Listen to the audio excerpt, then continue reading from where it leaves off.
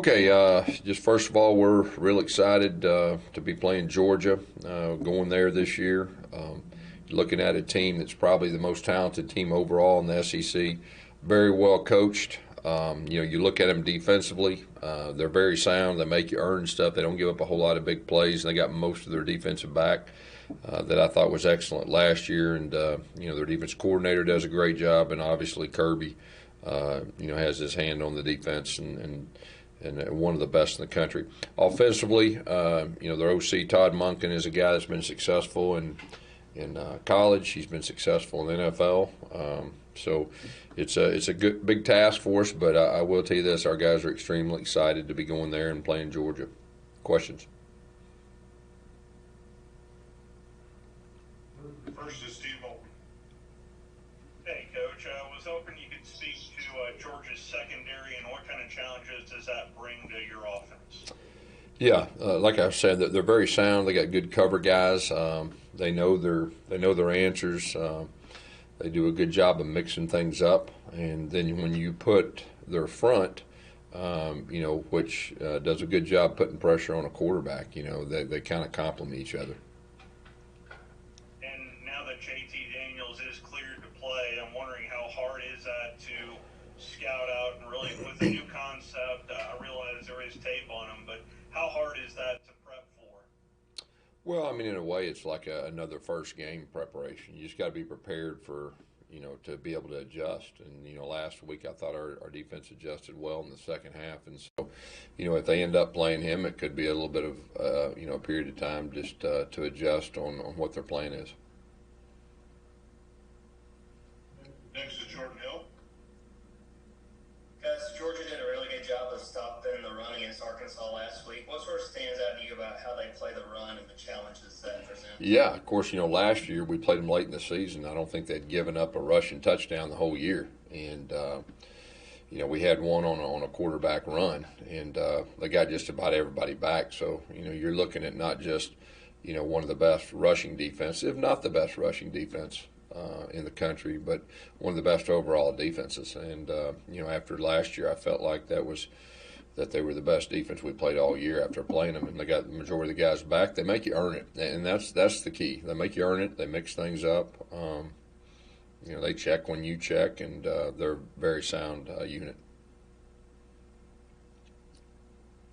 Next is Gianna Hahn. Hi guys. So they also had a really strong game on special teams against Arkansas. How are you preparing for that aspect of the game? Well, they've got a lot of talent. I mean, when you watch them on special teams, they got real speed. That's really what stands out. They're very talented on special teams. That's got to come into play. And, anytime you're talking about speed on special teams, that usually is the difference maker. So we're going to have to do a great job with scheme, with technique, and everything that goes with that to try to win the special teams battle. Next is Mark Murphy. Gus, what was your assessment of your rebuilt secondary in game one, and how did Jalen Simpson play in his first start?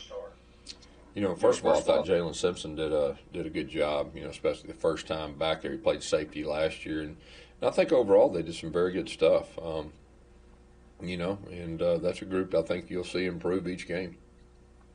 Is Jalen okay? It looked like he limped off a little bit. Yeah, he did. We're hopeful that we'll have everybody. Hopefully we'll have everybody to go to Georgia. Next is JD Tate. Hey guys, question about the run game. A lot of different ideas and concepts you guys use against Kentucky. What kinds of is he still kind of experimenting a little bit, or are you going to start winding down on some specific concepts you're going to try against Georgia?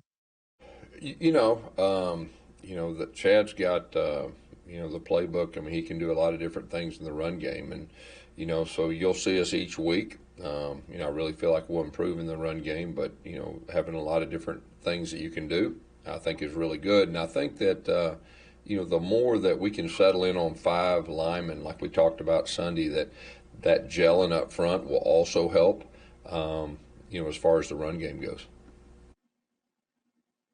Next is Brian Matthews. Yes, Coach, I want to ask you about Bo Nix's pooch punts. So are they a real weapon for you? And how do you think he's executed those so far?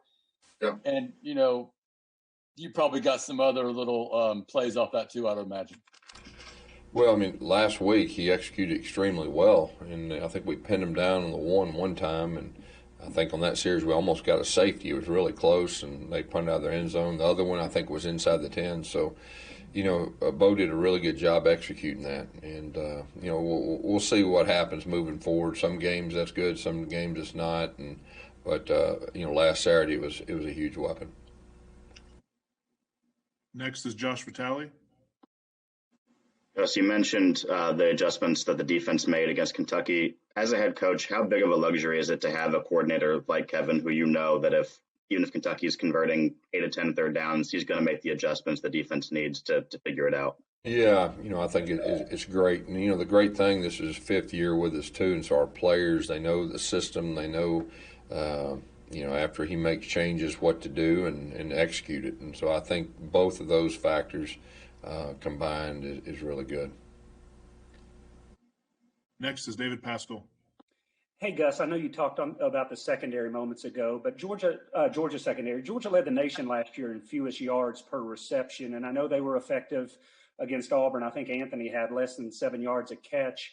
What makes Georgia so good in that category, and how important is it for Auburn to improve that category in this year's meet? Yeah, first of all, they got really good players, and then they're very well coached. So it's a combination of that. And like I said, they do a good job mixing things up, but they also do a good job of keeping things in front of them. It's tough to get explosive plays, and of course that'll be a key. As far as you asked the question, this one, you're going to have some explosive plays in the passing game to be able to score points, and so I think that's important. Jeff Spiegel is next.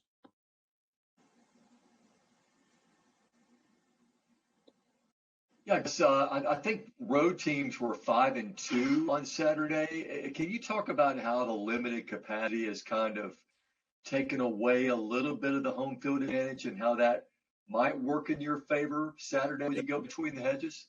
Yeah, it's a unique year. I mean, there's no doubt about that, and I think everybody's learning as they go, but I do expect it to be loud. I do expect it to be loud over there, and we'll have to be able to adjust to that. So, like I said, each week I think teams will learn. This will be our first road game. We were able to have a home game, and I thought our crowd did a really good job with our students, like I talked about after the game. So we expect it to be loud, and we'll just learn after this first road game. Next, Matt Zenith.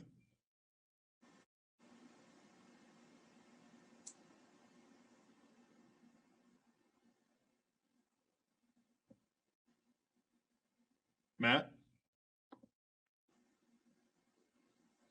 All right, we'll skip ahead to Justin Sorry Ferguson. about that. Kate, can you hear me now?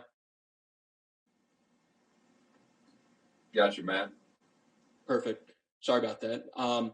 So 2 quick questions for you about Del McGee. First of all, what's the background on your guys' relationship, and also just the background on you giving him the opportunity you did back in 2013?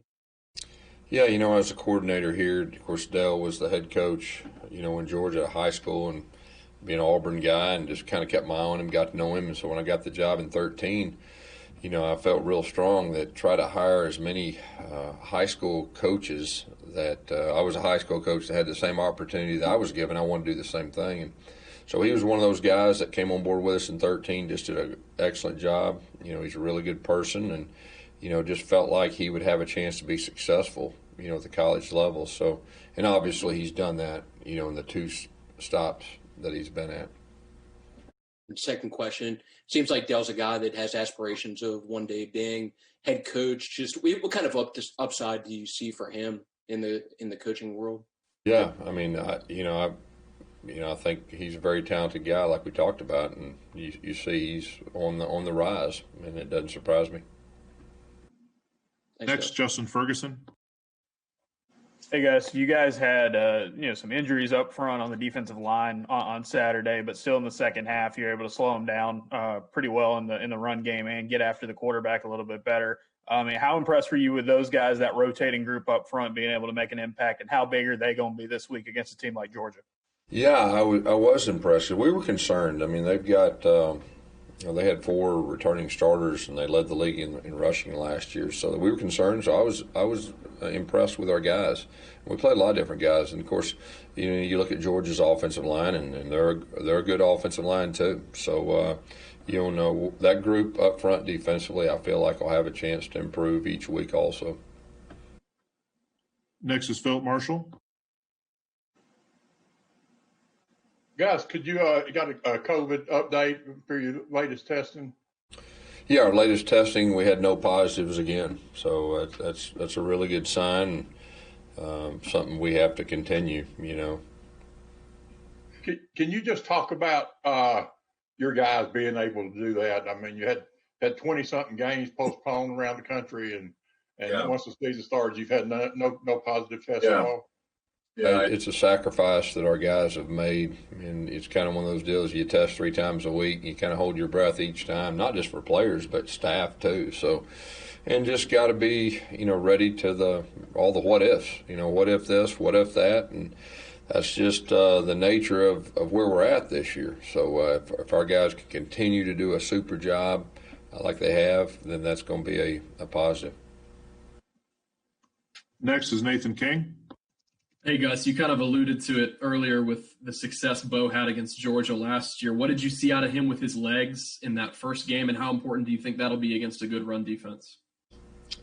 Yeah, I think you got to have everything available against a really good defense, whether it's run, pass, or whatever. And Bo did some really good things last year. I mean, it was a tough loss. We were down by 7, and we got the ball down there on the 19-yard line, and we completed one, and it was a tough overturn that I think could have made a difference in the game. But I thought Bo did a really good job of bringing us back.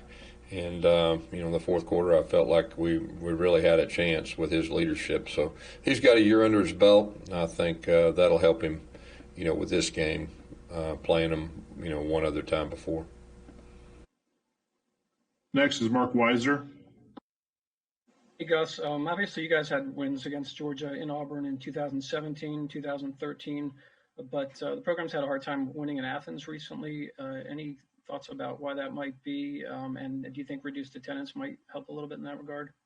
I think, first of all, it's one of the toughest places to play in the league, okay? That's just the facts of the matter. You got to play good football to have a chance to win. And then if it's a close game, you got to find a way to make those plays to win. So, and like I said earlier, I mean, we'll see about the crowd, but we do expect it to be loud anyway. But we'll know more after the game about as far as if it's the same or not. If I could just ask a follow-up, have you gotten used to the fact that week 2 of the season you're playing Georgia?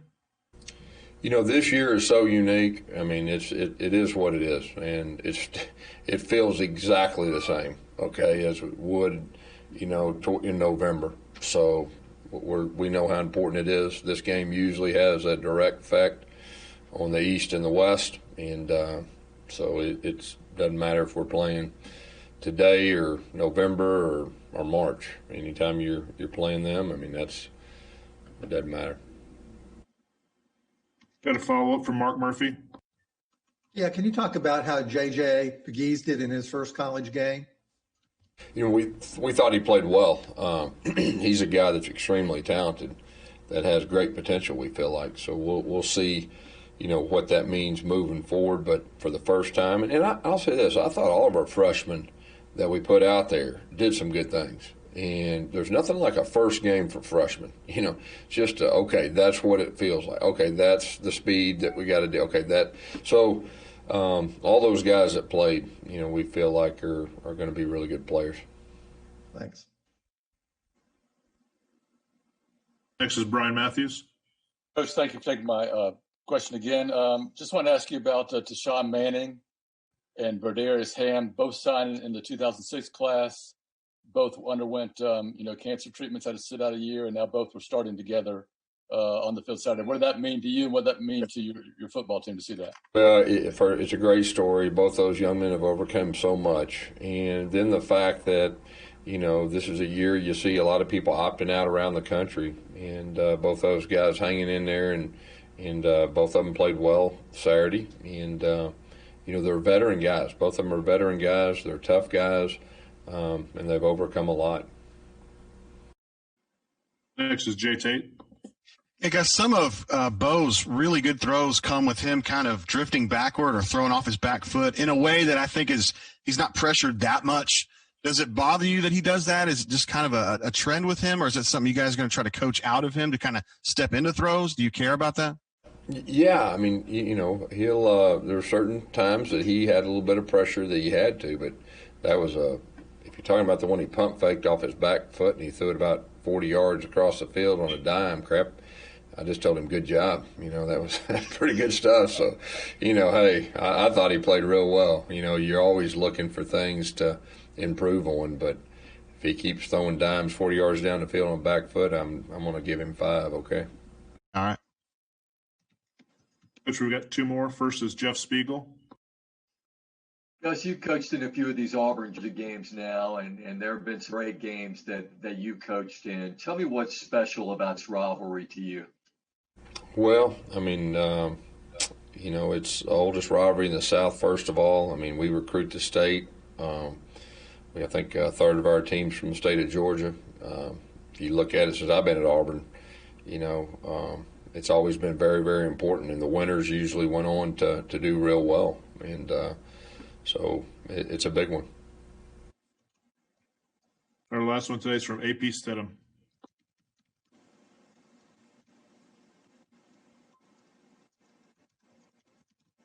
Hey, Coach, I wanted to ask you, what are your impressions of JT Daniels?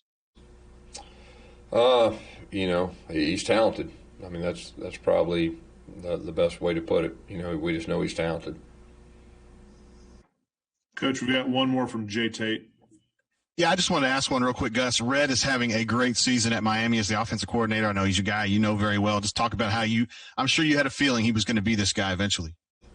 Yeah, what he's done at Miami, what they were the last 2 years in offense, what he's done is unbelievable. Probably the best coaching job in the country up to this point. But it doesn't surprise me at all.